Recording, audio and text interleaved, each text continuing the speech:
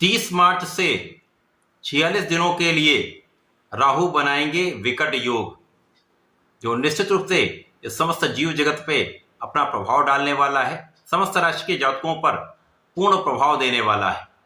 जय श्री गणेश। नमस्कार, मैं आचार्य संजय द्विवेदी। मेरे समस्त प्रबुद्ध दर्शकों का मेरे चैनल पर हार्दिक स्वागत है। प्रिय दर्शकों, 29 मार्च को शनिदेव का परिवर्तन होने वाला है।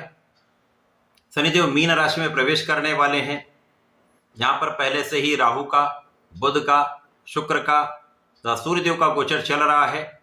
जब शनिदेव यहां पर पहुंच जाएंगे तो 30 मार्च से पंचग्रही योग मीन राशि में बन जाए। अब पंचग्रही योग में सूर्य अत्यंत बलवान उस समय होंगे, क्योंकि सूर्य का बल 15 डिग्री पर होगा। तो सूर्य उस समय उच्चाभिलाषी होंगे, तो सूर्य पर किसी प्रकार के राहु का दुष्प्रभाव नहीं पड़ेगा, क्योंकि सूर्य और राहु के बीच में अंशों का अंतर अधिक हो चुका होगा, जिसके कारण सूर्य ग्रहण के दोष से मुक्त रहेंगे। यद्यपि छोटी मोटी समस्याएं यहां पर हो सकती हैं, परंतु सूर्य का बल बुध की समस्या को दूर करने वाला है, दोष को दूर करने वाला है तथा शुक्राचार्य के दूषित प्रभाव को कम करने वाला होगा।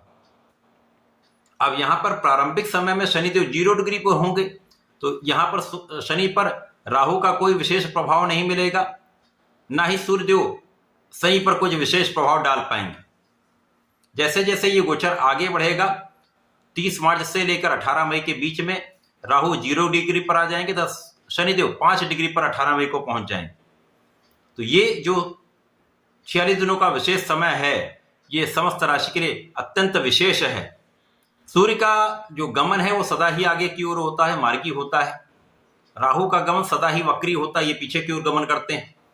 तो निश्चित रूप से इनके बीच की दूरी बढ़ती जाएगी, तो सूर्य का प्रभाव कई गुना बढ़ता जाएगा।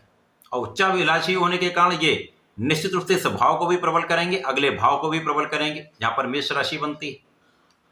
आज मैं कन्या राशि के लिए इन 46 दिनों का किस प्रकार का प्रभाव प्राप्त होने वाला है, राहु जो योग बना रहे हैं उस योग का, इस विकट योग का कुछ लाभ मिलेगा अथवा कुछ समस्या आ सकती है, संपूर्ण विश्लेषण मैं पूर्ण तर्क के साथ करने जा रहा हूं। इस समय में जो समस्याएं आ रही हैं उनका निराकरण भी मैं बताने वाला हूं। कन्या राशि के लिए ये योग आपके 7वें भाव में बन रहा है। तो प्रारंभिक समय में जब शनिदेव पहुंचेंगे, राहु यहां पर 2 डिग्री पर होंगे, सूर्य 15 डिग्री पर होंगे, बुध और शुक्र क्रमशः 4 और 6 डिग्री पर होंगे। तो बुध और शुक्र तो पूर्ण रूप से राहु के प्रभाव में होंगे, शनि पर कोई विशेष प्रभाव नहीं मिलेगा, परंतु यहां पर सूर्यदेव बलवान होकर आपकी लग्न को प्रबलता देंगे। परंतु राहु का जो प्रभाव है नकारात्मक, वो मन के भ्रम का है। इसी प्रकार सप्तम के भाव को ये कहीं ना कहीं दूषित कर रहे हैं। तो सप्तम साझेदारी का भाव है, जीवन साथी का भाव। इन दोनों भाव में कहीं ना कहीं कुछ तनाव की स्थिति, मतभेद की स्थिति, कुछ क्लेश की स्थिति दिखती है। परंतु सूर्यदेव का बल समस्याओं का निस्तारण करने वाला होगा। अब जब राहु निर्बल होते जाते हैं, तो जिस भाव में होंगे, जिस राशि में होंगे, उस तथा जिन ग्रहों के प्रभाव में होंगे, उनके अनुसार ही ये अपना आचरण परिवर्तित कर लेते हैं। तो बहुत कुछ यहाँ पर कन्या राशि के लिए नकारात्मक प्रभाव प्राप्त नहीं होगा। यद्यपि यहाँ पर प्रारंभिक समय में जीवन साथी के साथ मतभेद के कारण कुछ तनाव आपको हो सकता है, साझेदारी में कुछ कानूनी समस्याएं हो सकती हैं, परंतु उनका निराकरण भी होगा, आपका पक्ष बलवान रहेगा। अब सूर्य का बल आपको मिलेगा तो निश्चित रूप से आपके नेतृत्व का गुण अच्छा रहने वाला है। आप मानसिक रूप से अत्यंत प्रभावी रहने वाले हैं, जिसके कारण आप अपनी समस्याओं का निस्तारण कर सकते हैं। यद्यपि कुछ अवरोध आएंगे, कुछ समय अधिक लग सकता है, परंतु समस्याओं का निस्तारण निश्चित रूप से होगा। अब यहाँ पर कार्यक्षेत्र के स्वामी बुध हैं, वो भी राहु से दूषित होंगे, तो कार्यक्षेत्र में समस्या का योग बन रहा है। आपके कार्यक्षेत्र में जब समस्या होगी तो आपके धन का भाव भी यहाँ पर डिस्टर्ब होगा, जहाँ पर उसके स्वामी शुक्राचार्य हैं वो भी यहाँ पर दूषित हैं। तो यहाँ पर कार्यक्षेत्र भी दूषित हो रहा है, आपका धन का क्षेत्र भी दूषित हो रहा है, परिवार का भाव भी दूषित हो रहा है। परंतु जैसे जैसे ये गोचर आगे बढ़ेगा, शनि को बल मिलेगा, सूर्यदेव आगे बढ़ेंगे, तो ये भाव आपका प्रबल होता जाएगा। तो कार्यक्षेत्र की समस्याओं का निस्तारण भी होता जाएगा। कार्यक्षेत्र में जो बाधाएं आ रही हैं वो भी दूर होती जाएंगी। जब आपका कार्यक्षेत्र नियमित हो जाता है तो आप धन का अच्छा लाभ लेने लगते हैं, धन की निरंतरता प्राप्त होने लगती है, परिवार का सहयोग प्राप्त होने लगता है। परंतु इस पूरे समय में आपको अपनी वाणी पर नियंत्रण रखना चाहिए, विचार करके ही बात करनी चाहिए, धैर्य रखना चाहिए। ऐसा नहीं कि कहीं कुछ बात हुई, आपने तुरंत उसका आंसर दिया और बात यहाँ पर जाकर विवादास्पद हो गई। तो ये विवादास्पद जो समस्याएं हैं, विवाद का कारण बनती हैं और यहाँ पर समस्या निश्चित रूप से होगी। तो आपको अपने मन को भ्रमित होने से बचाना है। किसी अन्य के कारण आ रही समस्याओं का निस्तारण करने के लिए अपने पर विश्वास करें, अपने बड़ों पर विश्वास करें, समस्याओं का निस्तारण हो जाएगा। इस समय में परिवार के साथ सामंजस्य बनाएंगे तो परिवार का पूर्ण सहयोग भी मिलेगा, पिता का भी सहयोग मिलेगा, पैतृक संपत्ति से भी लाभ का योग बनेगा। इस वर्ष 2025 में ये 29 मार्च के बाद का जो समय है 46 दिन का, ये आपके लिए एक फाउंडेशन बनाने का है, नींव का निर्माण करने का है, क्योंकि इसके पश्चात आपको बड़े स्तर पर लाभ प्राप्त होने वाले हैं। क्योंकि राहु आपके 6वें भाव में जाएंगे जो अत्यंत लाभकारी होने वाले हैं। शनिदेव सप्तम भाव में होकर लग्न को प्रबलता देंगे, तो आपके लिए नए अवसर यहां पर प्रदान करने वाले हैं। अब जैसे इन 46 दिनों में सूर्यदेव महाबलवान होकर उच्च राशि में जाकर आपके स्वास्थ्य की समस्याओं को कम करेंगे, आपके आत्मबल को प्रबल करेंगे तथा आपके पारिवारिक संपत्ति से आपको पूर्ण लाभ देंगे।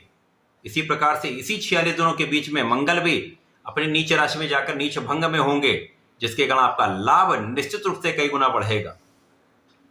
आपकी आर्थिक समस्याएं यहां पर दूर होंगी, यहां पर लोगों का सहयोग प्राप्त होगा। जो कोऑर्डिनेशन नहीं बन पा रहा था वो कोऑर्डिनेशन बनने लगेगा। सामंजस्य अच्छा हो जाता तो आपके कार्य में सरलता हो जाती है, अवरोध कम हो जाते हैं।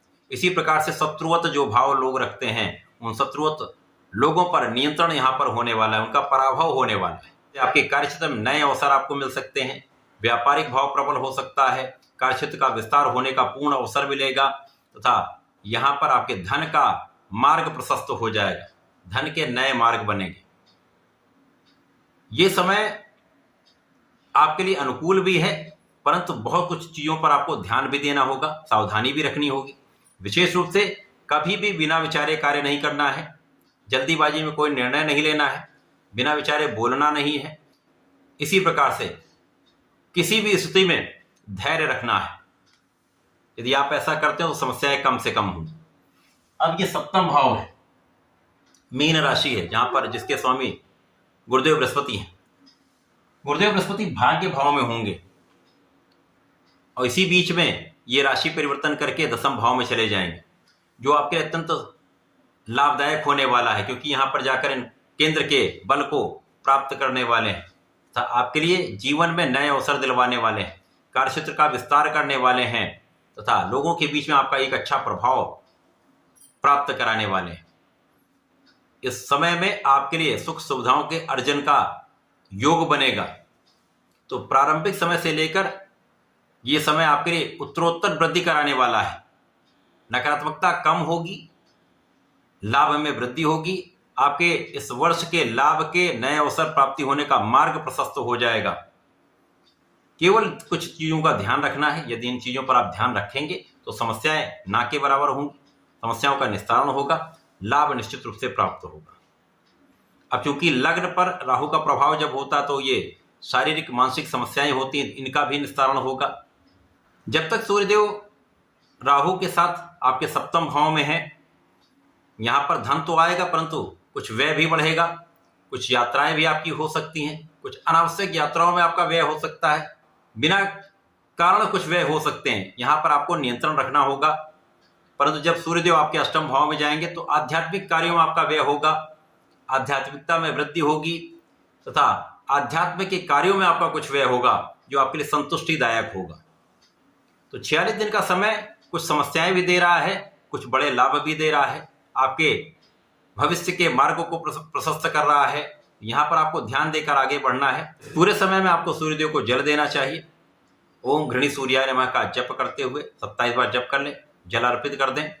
गणपति जी की पूजा करें, दूर्वा का अर्पण करें, पीले पुष्प का अर्पण करें तथा गणेश अथर्वशीर्ष का पाठ कर लें अथवा संकटनाशन गणेश स्तोत्रम का पाठ करते हैं तो विशेष लाभ प्राप्त होते हैं, समस्याओं का निस्तारण होगा, संकट दूर हो जाएंगे। तो ऐसा करके इस समय का उपयोग करें। धन्यवाद, नमस्कार।